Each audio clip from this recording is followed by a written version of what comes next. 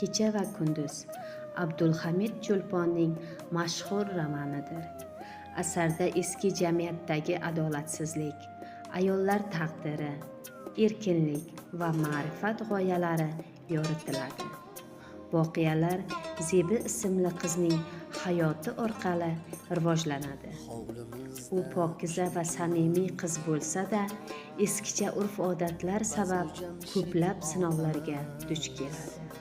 Miryoqub obrazi esa vijdon, adolat va haqiqat uchun kurashni ifodalaydi.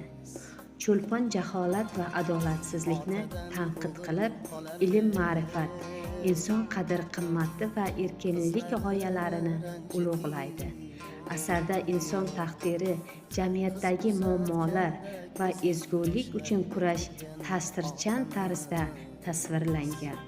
Shu sababli kecha va kunduz bugungi kunda ham o'z ahamiyatini yo'qotmagan, kitobxonni chuqur fikrlashga undaydigan qimmatli asar hisoblanadi.